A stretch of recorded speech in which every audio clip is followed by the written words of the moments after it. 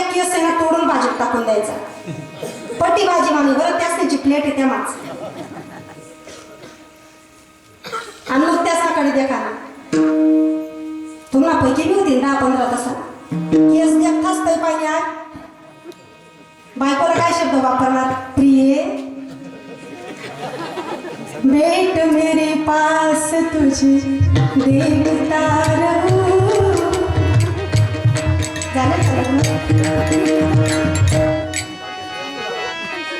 तुमचं झालंय का?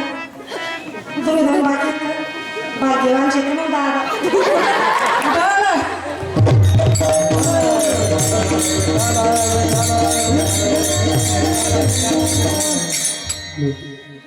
काय म्हणणार?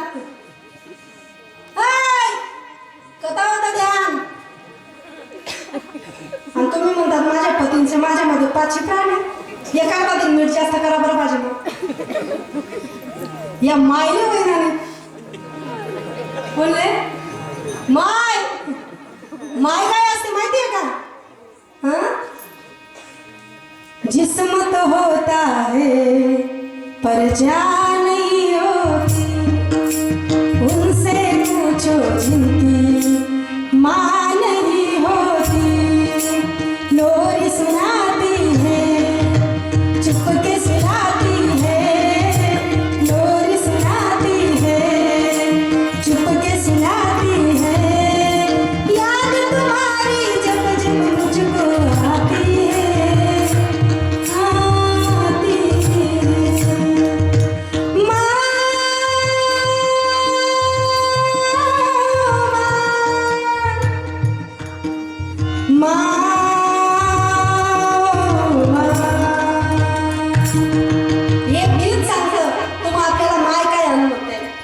जिनके सर पर ममता के दुआएं किस्मत वाले होए जिनकी माए. ज्यांना माय आहे त्याला किंमत. जोपर्यंत कुवारी असतात ना भाऊ तुम्ही तोपर्यंत माय शिवाय एक सेकंद नाही राहत रे. काय पुरुष आहे न रच्ची करणे करे तो नसका. जर उन्हाळ्यामध्ये पापड लाटायला माय शेजारी गेली ना तरी तो शाळेतून आला की विचारतो मावशी मग माय आले का? तिला काय सांगते हा भाऊ. मग कुठे भाऊ वरती पापड टाकायला गेली. पटकन बोलवा ना मला भूक लागली. माय येते भाऊ थांब जरासं एकच गाणं राहिलं. नाही नाही पहिले चला. लगेच म्हणतो माय माझ्या येण्याच्या टाइमाला घर सोडून कुठे जायचं? मग ती म्हणते भाऊ आपण पडज्या आज्या करून तरच तर आपला बी सामान येईल. आपण मग नाही येऊ ना. पण तू असं कुठे जायचं? मुलगा तोच मुलगा थोडा मोठा झाला साखरपुडा फायनल झाला. साखरपुडा झाला आणि पिवळा झाला. पिवळा समजतो ना तुम्हाला? साखरपुडा झाला आणि पिवळा झाला. महिनाभर ती आईने जर ते किचन मध्ये सुकवायला सांगायची सुरुवात केली बाई हे मीठ एवढंच टाकते तिला लगेच संताप येतो ना. ते म्हणते बघा मी स्वयंपाक करते आणि तुमची आई इथे लुडबुड करते. तो मुलगा काय म्हणतो माहितीये का? माय काय तुम्ही पहिला जमाना मायक मागं साथे एवढं तेवढं हातात होता जाय पाठव. काय इथलं घरमध्ये आणते हो? कोणता मुलगा आहे? तोच. पहिले मी तो बाजरीच्या भाकरी गव्हाच्या पोळ्या तांदळाचीच खिचडी खायचा ना. बायको आल्यावर बी तेच खातो ना. कव्या रेती ना खिचडी ना तांदूळ घर असते तेच खातो ना. एवढा बदल कसं काय करतो तुमच्यामध्ये पुरुष वर्ग? हा बदल 2 मिनिटं न राहणारा माणूस 2-2 वर्ष आईचं तोंड पाहत नाही आणि तुम्ही वरून सांगतात देवानी येत आहे ना ताई असं ना का जे पेरले ते भिऊ देवाने. अजून तरी जेवते मी पाणीसाठी तरसणार. लक्षात ठेवा हर बात को तुम भूलोगे माँ बाप को मत भूलना. उपकार जो इनके लाखों है इस बात को मत भूलना. सगळं विसरायचं. इतकं टॅलेंट एका स्त्रीमध्ये येतं कुठून? आणि हा प्रश्न आता मला तुम्हाला लग्न झाल्यानंतर सुद्धा एक मुलगी सून म्हणून जाते तरी तुमच्या आई वडिलांची 1-2 तास तुम्ही फोनवर बोलतात. त्याचेच आई वडील तुम्हाला का सहन होत नाही? काय प्रॉब्लेम आहे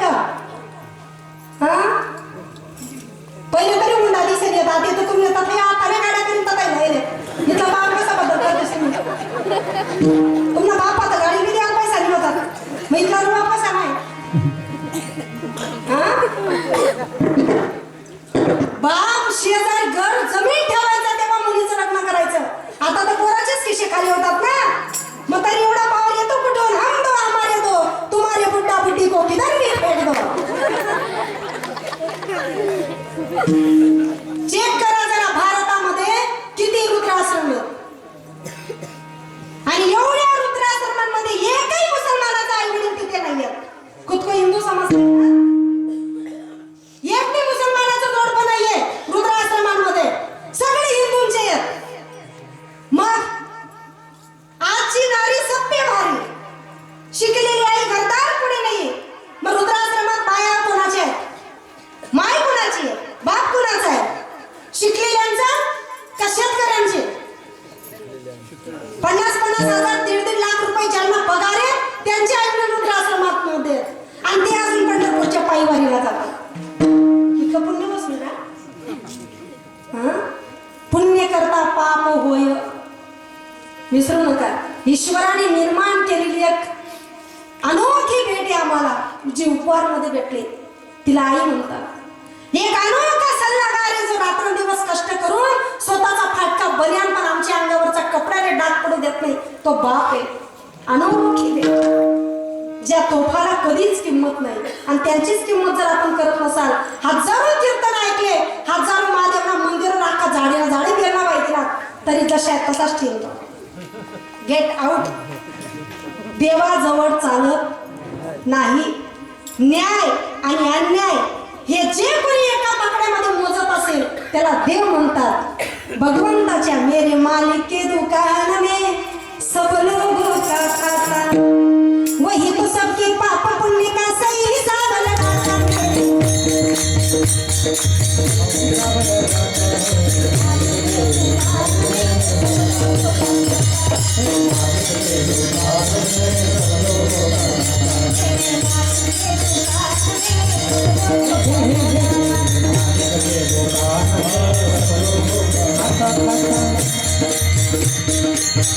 सगळ्यांना खातं.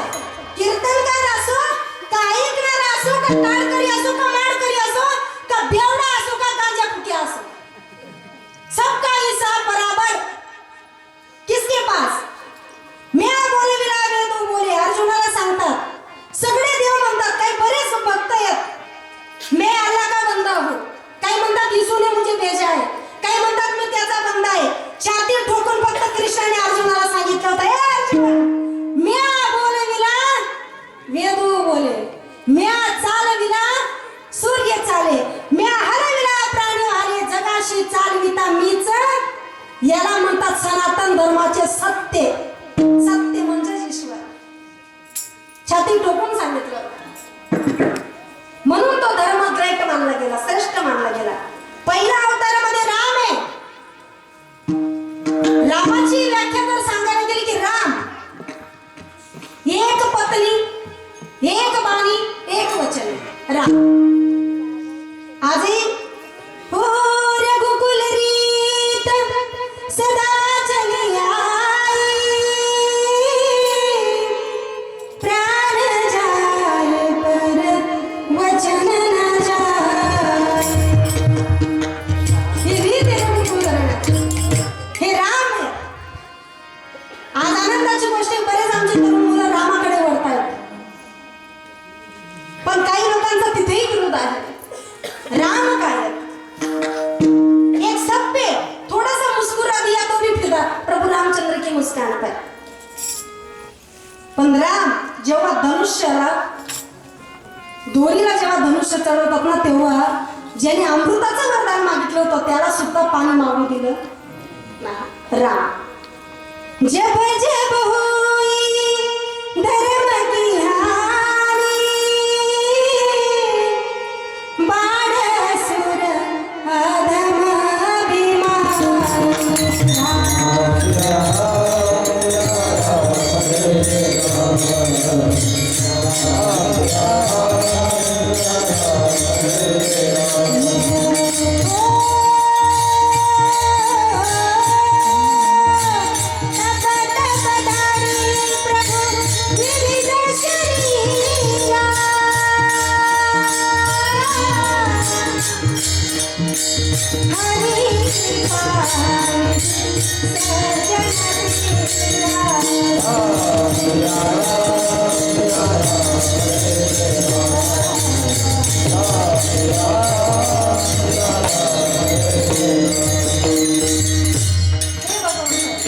जेव्हा जेव्हा धर्मावरती ग्लानी येते त्या त्यावेळेला कभी राम बन के कभी श्याम बन के चले आना प्रभु जी चले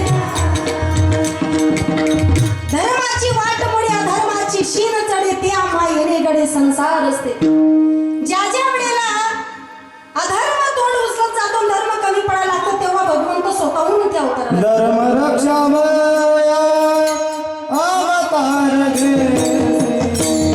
धर्म रक्षामया अवतार घे आपुल्या पडी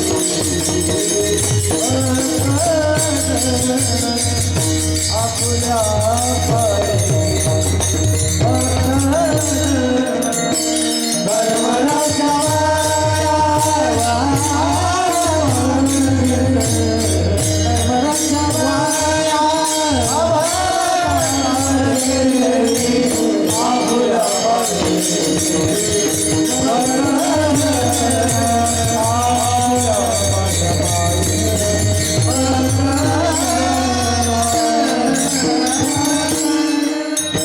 धर्म रक्षामया धर्माचं रक्षण करण्यासाठी स्वतः भगवंत येतात बरं एक अवतार नाही 10 अवतारांचं वर्णन तुम्ही ऐकलं असेल कथा ऐकली असेल तर त्याच्यामध्ये 24 अवतारांचं वर्णन येतं एवढे अवतार भगवंताचे झालेले आहेत पण कशा करता झालेत फक्त धर्म रक्षावया गीतेमध्ये सुंदर सांगतात यदा यदाई धर्मस्य ग्लानिर्भवति भारत राम अवतार मी त्याच्यासाठी कृष्ण अवतार त्याच्यासाठी बरं हिरण्यकशिपूला मारण्यासाठी घेतला होता नरसिंह अवतार तो पण परशुरामाचा अवतार पण त्यासाठी आहे अनेक भगवंताचे अवतार झाले त्याच्यानंतर विठ्ठलाचा अवतार मी त्याच्यासाठी धर्माची तो मूर्ती पाप पुण्य तुझ्या हाती आता किती भगवंत म्हणले कलियुगामध्ये एकही देवाचा अवतार नाही विठ्ठल कोणत्या युगातले भगवान कृष्ण परमात्मा ज्या वेळेला निज धामाला जाण्याचं ठरलं त्यावेळेला एक भक्त पुंडलिक नावाचा शिष्य भक्त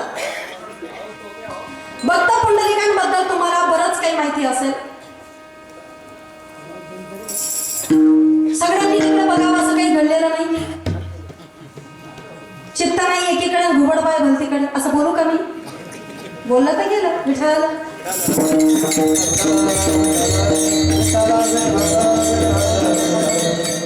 कार्यकर्ता मंडळी असते त्यांचं लक्ष असतं म्हणून आपण फक्त कीर्तन ऐकायचं 2 तास कशासाठी ऐकण्यासाठी कशासाठी ऐकण्यासाठी आणि 2 तासाच्या वरती झाले ते पण थोडंफार ऐकण्यासाठी बस इथून उठून गेले काय करायचं उठल्या बरोबर जसा कचरा चालला का तसं मी आधी उठल्या बरोबर महाराज तुम्ही किती जरी काही जरी केलं तरी आम्ही तसेच राहू जे ज्ञान घेतलं ते इथेच झटकून चालले जातात घरी मग काय असतं घरी गेल्यानंतर स्मरण करायचं कीर्तनकाराचे शब्दानं शब्दाकडे माणसाचं लक्ष पाहिजे नुसतं ऐकण्यात महत्व नाहीये किंवा सकाळी चर्चा करायला पण महत्व नाहीये माय आवाज काय म्हणजे नव्हता हाय चर्चा तर आपली फिक्सर एक माझ्या कीर्तनाचे आवाज काय चांगला होता काही लोक म्हणतात बाप काय कडक होती हो ताई कडक नाही म्हणा हा कसं आहे ना तुम्हाला माय काम ना हॉस्पिटलमा जन्म व्हाय नाही मग माय कडक हा आणि पूर्वीच्या महिला जसं बाया सांगायच्या ना सासवा तसंच ऐकायच्या माय सांगायची लेकरबाई बाईने काय खाल्लं पाहिजे त्याच्यासाठी काय आहे बाळासाठी ठीक तसं ऐकायच्या म्हणून जुन्या ज्या बाया आहेत आज मी बघा ना नवीन 35 वर्षाची बाईला जे काम जमणार नाही ते 70 वर्षाची आजी करून टाकते बरोबर आहे की नाही आणि जर नवीन मुलींना सांगितलं माय ती म्हातारी किती काम करते का ही नवीन ही ना काम नाही बरं व ते असं नाही पण हिचे शब्द ऐका त्या काही जुनं खायले काय खायले मग तुम्ही पण जुन्या पद्धत चालू करा ना जुनं खाण्याचं एवढं तुम्हाला नाद आहे ना मग तुम्ही ती पद्धत चालू करा ना कसे खायचे जुनं मसाल्याच्या भाजीमध्ये 1 चमचे सुद्धा तेल नसायचे असायचे का मग मसाल्याच्या भाजीत फार मोठ्या फॅमिलीची पोरगी मुलगी पण मोठ्याच फॅमिलीतली आहे, सून पण मोठ्याच फॅमिलीतली आहे. आणि तुमचा माझा तालुका एकच आहे, 5 किलोमीटर अंतर मग गावात तुम्हाला गावाला. कोणत्या गावावर म्हणा? हा, बऱ्याच लोकांना माहिती आहे तुम्हाला. दसवेल माझं गाव आहे, पण मी राहत नाही बरं इथे. मी तिकडे राहते बोलायला. असं एका कीर्तनामधून बोलले तर एक बाईने जेव्हा कपासार केला का नाही ते ताईने काही मला बी सोडलेले म्हणून नाही मला असं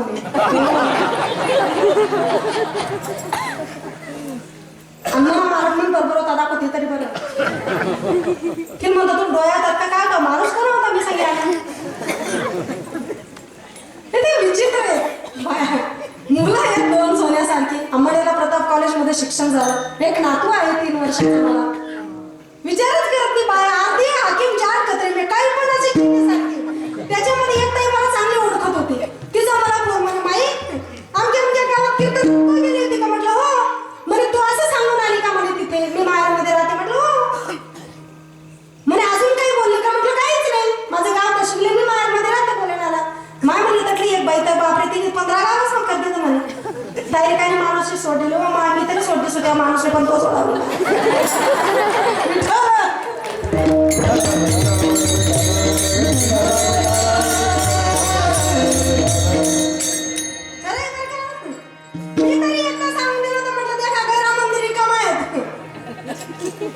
मला आपले ते मला हा माझं आयुष्यच खाला. तुम्ही मला असं का बरं? ते काय नाही भाषेतली वेगळी म्हणे तेवढी कट कर त्याच्यात हा रेकॉर्डिंग ते म्हणतात ना सोनं कमावणारी मुलगीला सगळे जीव लावतात. ती मटिंबा समजून घ्यायचं तुम्ही. J by rose